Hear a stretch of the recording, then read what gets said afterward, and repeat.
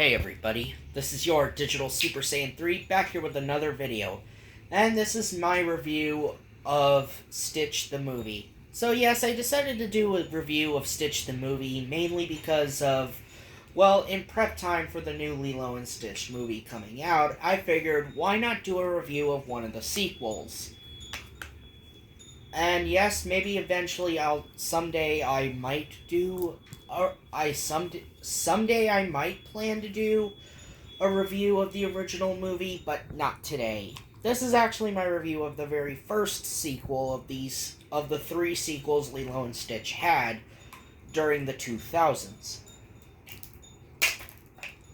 And I figured why not review the movie that leads as the pilot to the TV show Stitch the movie from 2003. So yes, this movie came out a year after the original. So yes, it was a year after the original 2002 film. And I remember seeing, and if you remember having the Lilo and Stitch on VHS, you remember seeing the preview for this movie. So here it is. Stitch the movie from 2003. We begin in outer space as Captain Gantu, voiced by Kevin Michael Richardson, is hired by Dr. Jacques von Hamsterville, voiced by Jeff Bennett, to retrieve the missing 625 experiments, as it is an item that Hamsterville seeks. Okay, for real, I want to talk about Dr. Hamsterville. Believe it or not, Hamsterville actually debuted a year before this movie. In fact, he debuted in a video game titled Stitch Experiment 626 for the PlayStation 2. So yes, Dr. Hamsterville actually made his first appearance in a video game right a year before he debuted in the movies, or shall I say, before he debuted, outside his respective video game, as the Experiment 626 video game for the PlayStation 2, came out the same year as the original movie, and the original movie game, which came out for the PlayStation 1.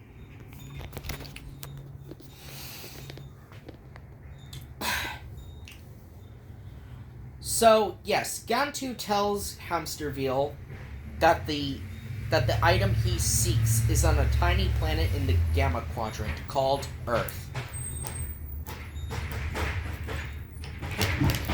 Then we cut into the opening credits of the movie, as it is playing music from Elvis Presley. I mean, this is Lilo and Stitch we're talking about. Of course, they're going to have Elvis Presley music in this movie, like at the very beginning of this film, with its opening montage showing the beach. And yes, we even see David shredding the waves, and David is voiced by D. Bradley Baker. Wait, D. Bradley Baker voiced David? I didn't even know it was his voice. Surprised. He comes over to Nani and asks if she needs help, and Nani, yet again being voiced by Tia Carrere. Why was I about to say Tina? I meant to say Tia Carrere. Yet again reprising her voice as Nani.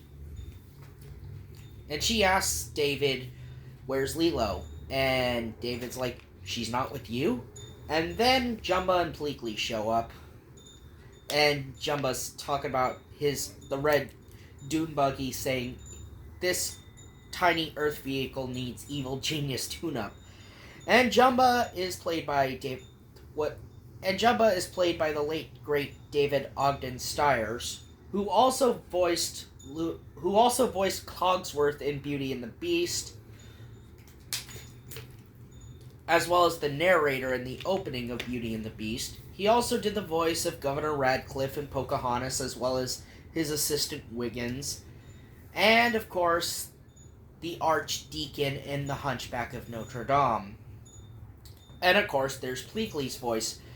Yet again, Pleakley is voiced by Kevin McDonald, who also voiced one of the tallest from Invader Zim.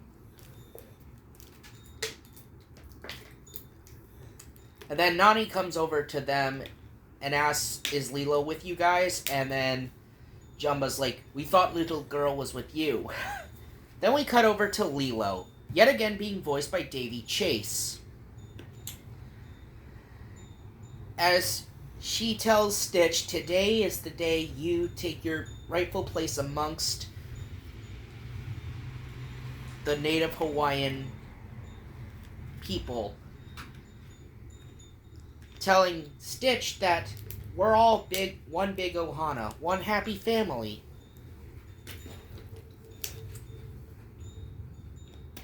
And Stitch is also yet again voiced by Chris Sanders. Now, Lilo is telling Stitch to be himself and to mingle with people and tell him to say aloha, cousin. Of course, it doesn't go so well. I mean, hilarity ensues. As you might expect with Stitch. He hugs a child and the kid cries and runs off. Stitch tries to serve a volleyball back to a bunch of volleyball dudes, but Stitch ends up popping the ball because of his sharp claws. And then, of course, Stitch cuts a pineapple with a chainsaw, and David's like, "Is that my chainsaw?" Seriously, where would David get a chainsaw from? And why would he even need a chainsaw?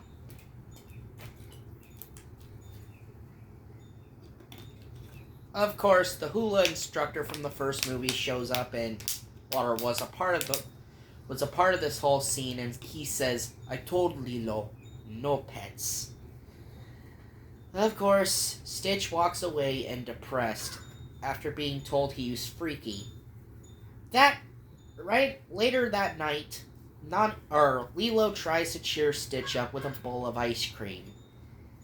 Of course, it goes as well as you might expect, even when Lilo tries to tell Stitch that he's one of a kind, like Frankenstein. Of course, Pleakley is left in Jumba and Pleakley are left in charge to babysit, while Nani is out on a dinner date with David. And Nani sees Pleakley cooking dog food. And then Nani gives him money for pizza. And David's like, "They deliver." And Pleakley's like, "Really? Fascinating." Of course, Stitch goes into Jumba's room, or Jumba and Pleakley's room, and he goes to talk to Jumba, as Jumba is peering into one of his, let's just say, this thing that's going to be very important later on. And he tells 626 that we have no cousins. Sure, you may have gotten a tiny adopted Earth family, but you and I were one of a kind in the universe. Of course, that's a bold-faced lie Jumba tries to tell 626, or Stitch. But Jumba always refers to Stitch as 626 because that's sort of Jumba's character. Of course, Nani and David go out. Like I said, they're going on a dinner date. And of course, Gantu shows up, Pleakley thinking that it's the pizza man, when it clearly isn't. Pleakley opens the door and he sees Gantu.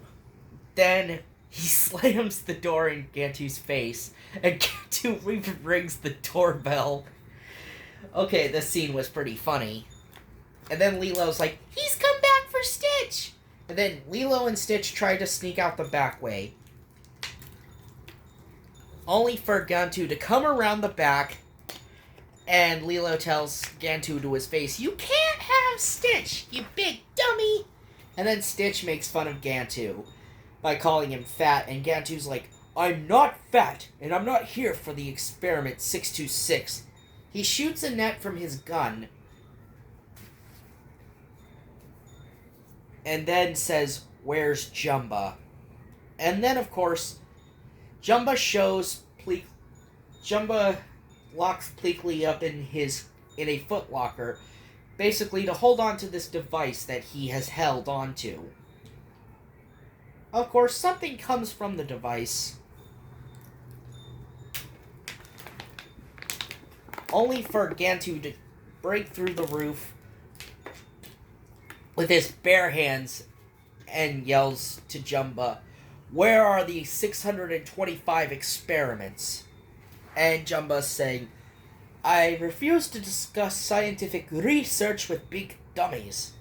Gantu grabbed onto Jumba's head, and Gantu said, "Well, then maybe you would like to discuss this with your former partner, Dr. Humsterville."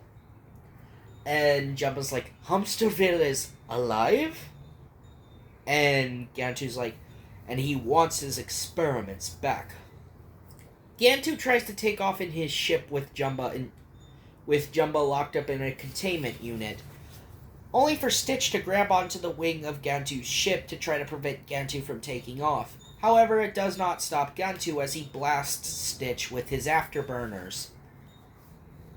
Of course, Stitch goes into the forest with Lilo following behind him, and they run into Jumba and Pleakley's spaceship that Jumba and Pleakley used to get to Earth in the first movie.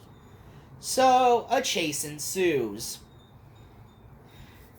As Lilo and Stitch try to prevent Gantu from getting away with Jumba.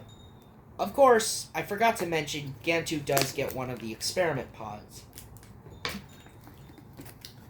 This is coming into play in a few seconds, don't worry. And yeah, while I do enjoy the scene and the spaceships being, CG 3D animated or CGI, I guess. It's not bad, I guess. It is what it is. I mean, after all, yes, I know the quality of this film is not as superior as the first movie due to the fact that, well, it is made by TV people, after all. I mean, this sequel was made by Disney Toon Studios, and Disney Toon are notoriously known for making the direct-to-video Disney sequels. Not all of them were bad per se, but some were not as great as others. And yes, Stitch the movie is sort of on that in the middle portion. It's not bad, and it's certainly not good, but it does have its moments where it did make me chuckle, where I did find it was hilarious. Anywho, Gantu manages to escape by going into light speed by activating his hyperdrive. Lilo and Stitch's ship runs out of power and they crash land in the forest, with the ship out of energy and all. Good thing they had those parachutes installed. So, the ship wasn't that badly damaged, it just ran out of power. Of course, they make it back to the house and only to find David watching a movie, while Nani went into town to look for Lilo after discovering the house was empty. Of course, David said, "Lilo, I knew you were okay." And he tells Lilo that Nani's out looking for her. And of course, Lilo tells David what had happened, that Gantu had just kidnapped Jumba. And David said, "You and Stitch could take him." And then, of course, Stitch goes to Jumba's room, and Lilo follows after David tells Lilo that Stitch just went that way, towards Jumba's room, where he finds Pleakley locked in a footlocker with the device that Jumba had given him. So, Pleakley gets his breath back and said, "Gantu kidnapped Jumba!" And of course, Stitch takes the device from Pleakley's hands, and they unravel it. And they found out that the device contained, well, Jumba's evil experiment, the other evil experiments that Jumba had created, which were all financed by Dr. Hamsterville.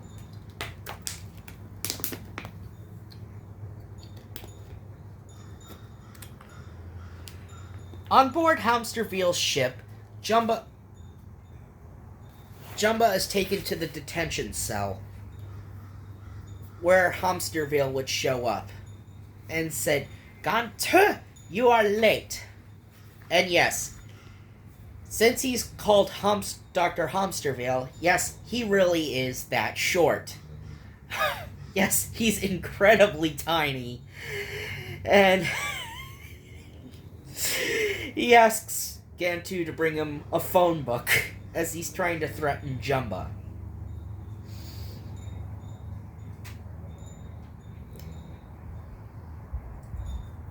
Of course, Nani comes home and she sees Lilo and then tries to hug Lilo to death because she was worried about her sister.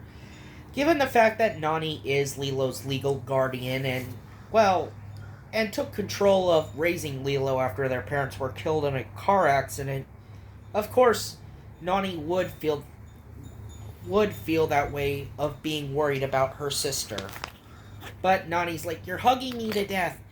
And then Lilo tells Nani what had happened.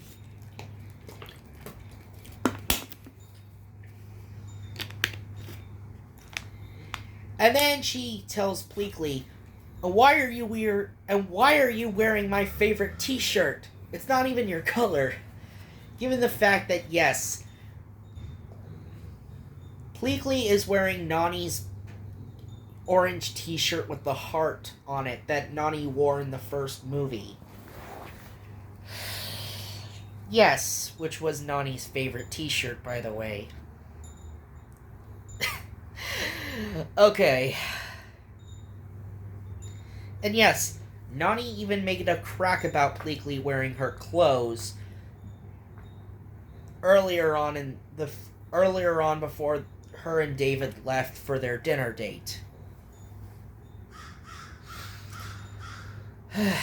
Of course, we transition back to Jumba, and of course, Dr. Hamsterville, with a tower of phone books, by the way, since he's so short, yelling at Jumba, telling him to give me the experiments or I will threaten you or your family. And Jumba's trying to play it off like saying, "Ha! I have no family." And of course, Gantu has the experiment pod of 625.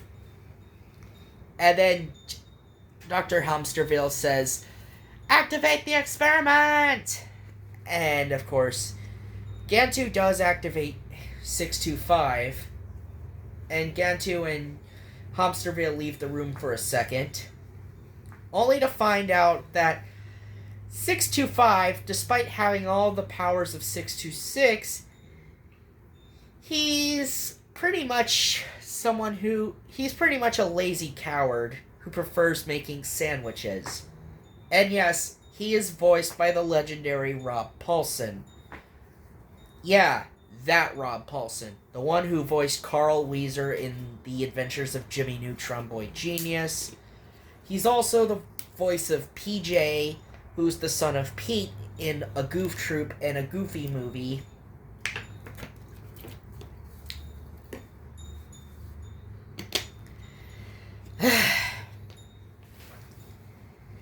And of course, he was the original voice of Raphael in Teenage Mutant Ninja Turtles from 1987, as well as the voice of Donatello from the 2012 TMNT series.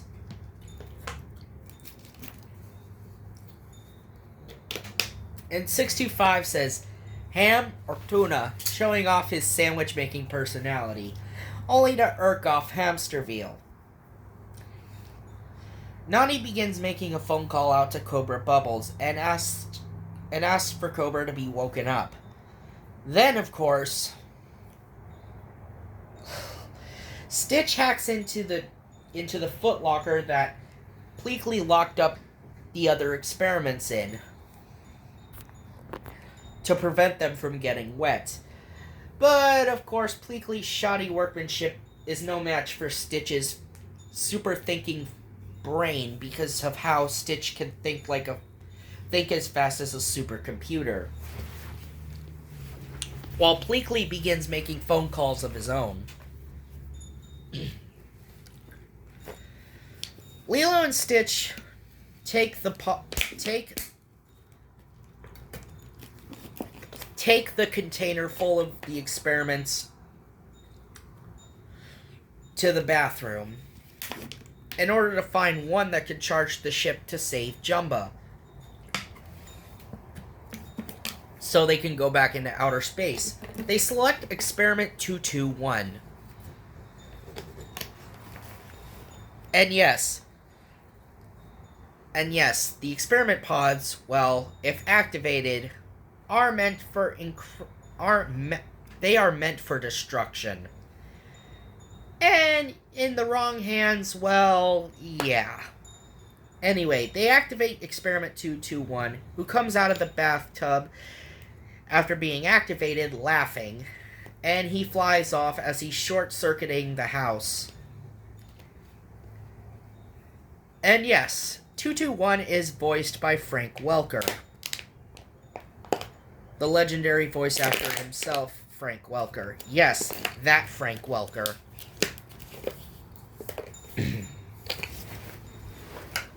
Hold on a second.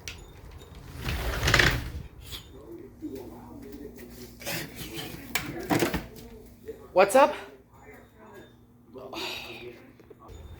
Sorry about that. Anyway,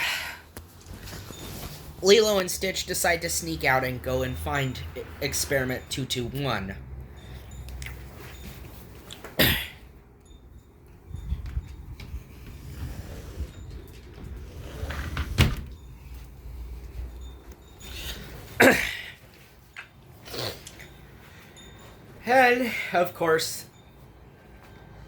And of course, Stitch spots him into the neighborhood by using his ability to see in the dark, considering Stitch does have that power, after all, of being able to see in the dark with his night vision eyes. Of course, Stitch drags Lilo towards the way he saw Sparky go, or shall I say 221 going.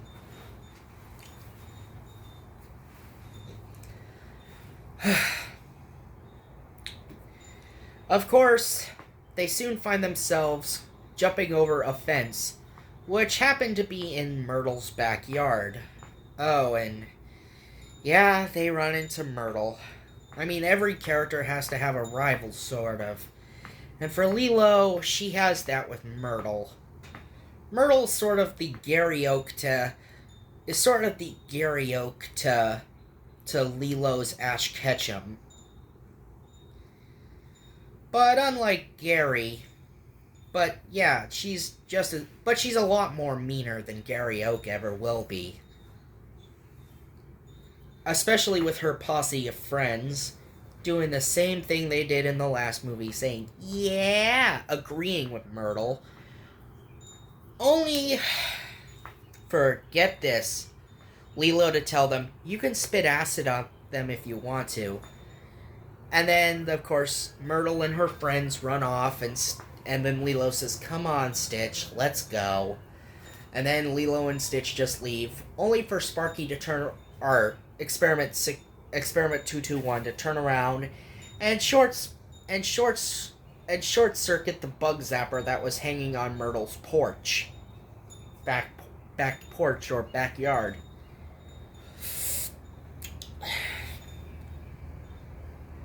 Lilo and Stitch try to sneak into the house, and Lilo's like saying, do not let Nani hear us. It's so past my bedtime. Only for Nani to turn on the light and said, Lilo, it is so past your bedtime. And she chases them. And to the elevator where the dome is, and Nani yells, and don't forget to brush your teeth! Only for Pleakley, who's making phone calls with his intergalactic phone book until he finally gets Jumba, until he finally dials the detention cell on Hamsterville's ship. Okay, one thing that really bugs me about this scene: how did Jumba answer the phone while he's hanging upside down with his arms and legs restrained? How did he answer the phone? And it's not like Experiment 625 was in the same room to help get him the phone. How did Jumba even answer the phone is beyond me. It's kind of the one scene in this movie that bugs me, because it's not like anybody was there to give him the phone. Well, it was right there in front of Jumba, and yet Jumba was securely restrained, and yet he somehow managed to have the capability of picking up the phone.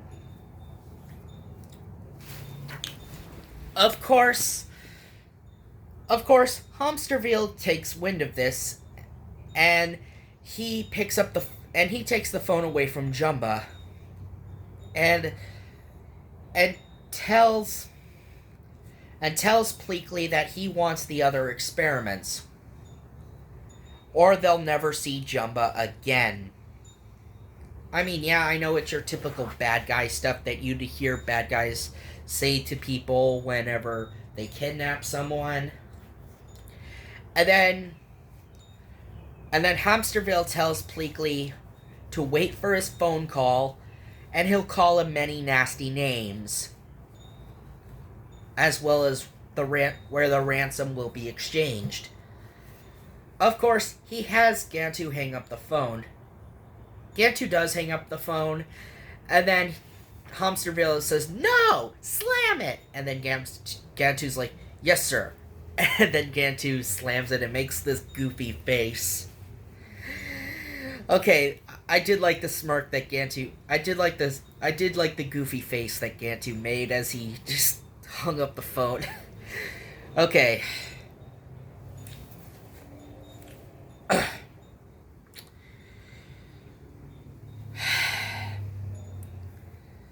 So, the following morning, Cobra Bubbles comes to the house, and Cobra, yet again being voiced by Vig Rhymes. Vig Rhymes. Yeah.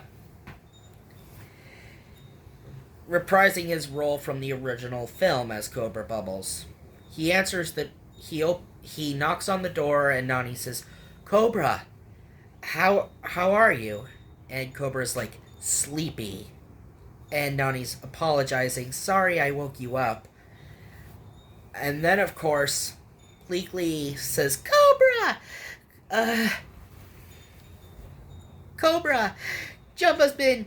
And then Cobra's like, "Stop right there. I know. He's been kidnapped by Dr. Hamsterville, who wants the other experiments." I mean, of course, it's Cobra's job to know things. Because Cobra's just the guy who knows. He's just the guy who knows. And then, of course, he tells Lilo not to take action. And, of course, Lilo's like, "Okay, me and Stitch are just going outside to play." Of course, they go behind Cobra's back to go after Sparky, or Experiment 221.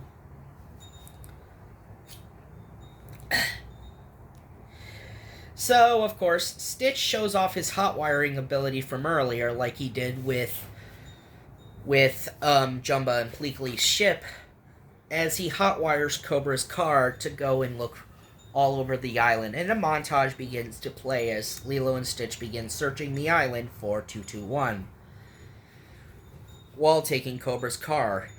And there was this one scene where the car pulls over, and Lilo rolls down the window of Cobra's car and gives a wink to Myrtle and her friends, and Myrtle is like, and her friends have their mouths gaped open as Lilo and Stitch just pass them by in Cobra's car. Okay, the whole scene itself was pretty hilarious with the montage, until they finally track 221 to a hotel. where 221 is wreaking havoc at the luau area of the hotel. And of course, a chase ensues. Stitch begins chasing 221 up the rafters as 221 is blowing up lanterns, or shall I say, unlit lanterns, mind you. Of course, 221 does mock Stitch and saying the Miga Nani crystalline, and Stitch is like, huh? Okay, this was pretty hilarious. He zaps Stitch. Stitch falls backward. He swings onto a rope, and a beam gives way, causing 221 to fall into a vase that Lilo caught him in. Lilo and Stitch soon take 221 back to their house. And of course, they are up in the observatory dome that Lilo and Stitch sleep in for their room. And of course, Stitch begins doing all the same things that Sparky does. I mean, Sparky shows off his 4 arms, picks his nose with his tongue. Yeah. And of course, flapping his ears up and down. Basically mimicking everything Stitch does, I meant to say. And of course, Lilo's saying, your goodness level is not as bad as Stitch's. Your chart was not as bad as Stitch was. And of course, it's then there that Lilo names him Sparky. And decides, let's go to where Jumba is. Okay, so the ransom for the experiments and Jumba is happening at the old lighthouse. Cobra and Pleakley are forced to take the dune buggy. Are forced to take a ridiculous the red dune buggy. Because, of course, Lilo and Stitch end up taking Cobra's car. Because Stitch yet again hotwired it.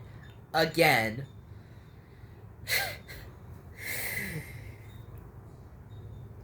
Of course, Gantu's ship arrives to the lighthouse, where Hamsterville comes out first. And he says, do you have the experiments? And Pleakley says, do you have Jumba? Sir. Of course, Hamsterville says, bring out the 4-eyed fathead. And out comes Jumba, restrained on this hover disc, and handcuffed, of course.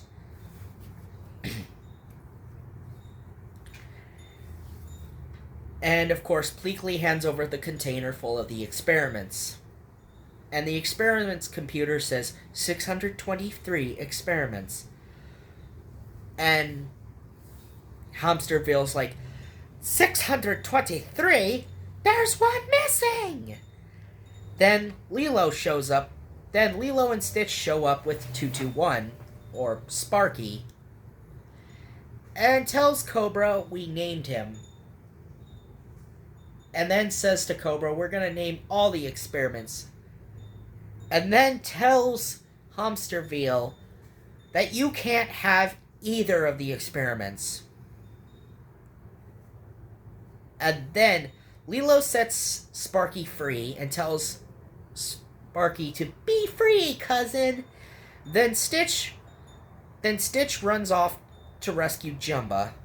And Hamsterville says, begin with the shooting. And then Gantu's like, with pleasure. He fires 3 or 4 shots from his plasma rifle, only for Stitch to catch the plasma balls fired at him. Then he gets Jumba to safety. Of course, Gantu even fires one of the shots at Cobra's car, where Lilo, Pleakley, and Cobra were taking cover in. Cobra speaks into a communicator into his coat pocket. And then, out from the depths of the sea, a spaceship arrives. And it's the Grand Councilwoman, yet again voiced by Zoe Caldwell, with her Federation troopers, and telling Hamsterville that he is under arrest. And then Hamsterville runs towards the ship with the experiment container saying, Hamsterville! Hamsterville, not hamster wheel! You no good councilwoman in your pointy collar! And then the Grand Councilwoman saying, you may fire at will. Only for Lilo to say, don't shoot! He has Stitch's cousins! Sparky overhears this and he says, Kaizen! And flies towards the Grand Councilwoman's ship, shorting it out. Of course, Hamsterville and Gantu begin making a break for it, only for Lilo and Stitch to sneak aboard their ship, following them. And, of course, Cobra saying, we can only hope for another miracle. I mean, yeah, Cobra did try to stop Lilo from going after them. But he was not able to stop her.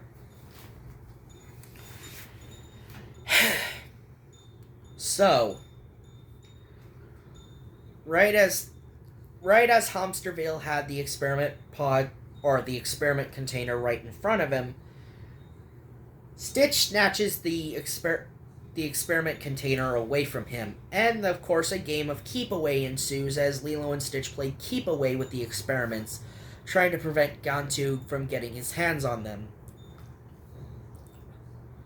Of course, Lilo opens the window of Gantu's ship, and of course throws the container full of experiments out the window, only for Gantu to grab the container and containment unit, but the experiments still spill out of the containment unit down onto the island.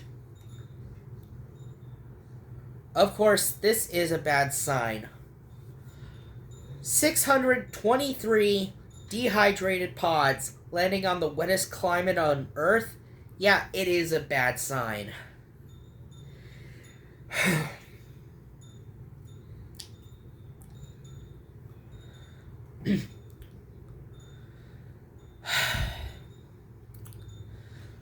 Of course, yes, Lilo and Stitch are soon taken prisoner aboard Gantu's ship, and they begin to arrive on aboard Hamsterville's spaceship that Gantu's ship docks onto.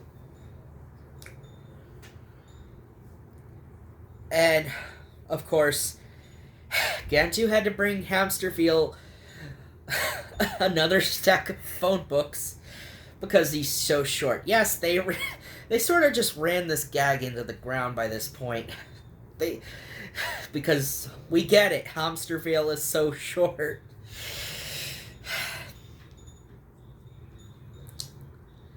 Of course, Hamsterville decides to reveal Plan B. He decides to clone Stitch. And so, he begins taking Stitch to an area where he can clone him. And of course, Hamsterville gives Gantu the go-ahead to dispose of Lilo, because the little girl is no use to him. And he takes Stitch to a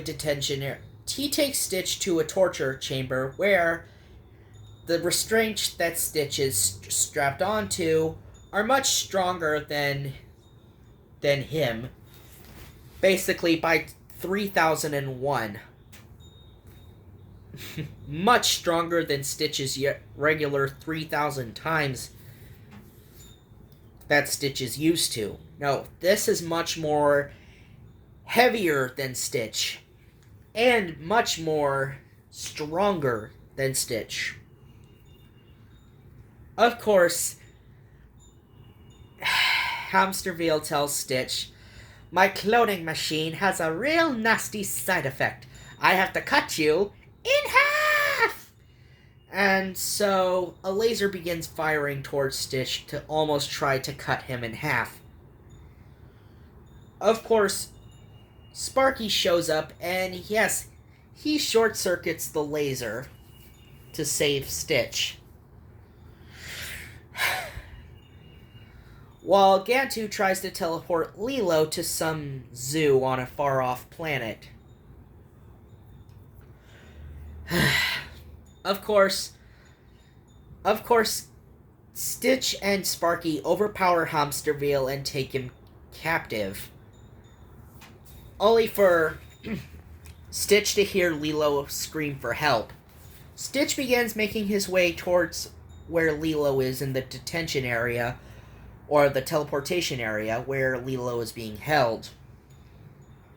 Of course, 625 in the meanwhile was trying to order a whole bunch of bologna, because all he had was cheese. Oh god, the only thing 625 had left to make a sandwich with is cheese. Okay. 625 had the best lines in this movie. I cannot for the life of me not love 625, aka Ruben. Yes, that's what he ends up being named later on when we get into the last sequel with Leroy and Stitch. And maybe someday I will do a review of Leroy and Stitch, which was the last Lilo and Stitch sequel, by the way.